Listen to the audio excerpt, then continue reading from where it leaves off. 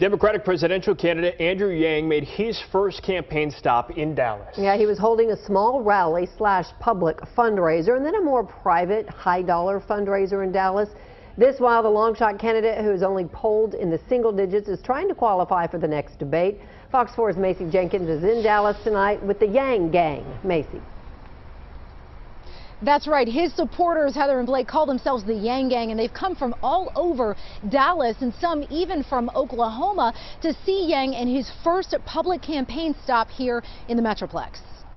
Let's make some noise for the next President of the United States, Andrew Yang! Hundreds packed into Gilley's to see the 44-year-old entrepreneur who proudly calls himself a job creator rather than a career politician. His signature platform, the Freedom Dividend, a proposal to give every American over 18 a stipend of $1,000 a month regardless of income. In the still crowded field of Democrats, he's never polled better than the low single digits. While he's qualified for the past debates, he's still on the bubble for the next one on December 19th. But he's confident he will.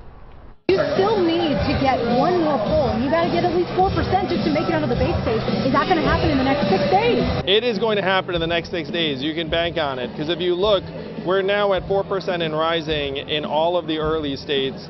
The only reason we haven't qualified yet is they literally just haven't run a poll since the holidays. You're going to see us qualify for the debates. I don't even think it's going to take us through the weekend. It's clear to the American people that I'm not a professional politician. I'm just a parent and a patriot who saw that D.C. is not going to solve our problems, and we need to create a new way forward for ourselves, for the people of this country.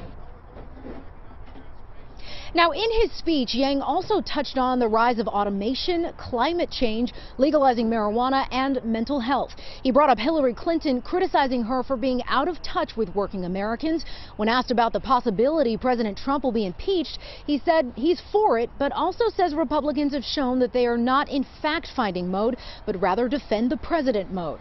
In the crowd tonight, a sea of hats with Yang's campaign slogan, MATH, short for Make America Think Harder. And a number of them said they'd never been to a campaign event before. I asked a few supporters to explain why they have so much confidence in Yang, who is a long shot to become the Democratic nominee. Well, because I think he has the right solution. And the Freedom Dividend is great. It's fair. Everyone gets it. Well, I think he's going to beat Trump because he's assembling a wide coalition of different kinds of voters. And the fact that automation is set to accelerate, it's going to displace many more people, and I just want some good to happen for everybody. Doreen Elkins drove here from Bartlesville, Oklahoma with the Tulsa Yang Gang. She also took a trip to Iowa last month for Yangapalooza, where Yang signed her handmade canvas sign. She's one of many in this diverse crowd of very passionate supporters who say they believe Yang is the best shot the Democrats have at taking the Oval in 2020. Now, up next, Yang is headed to Iowa for a 5-day bus tour starting on Saturday. He actually talked a lot about Iowa tonight, calling it the liver of his campaign.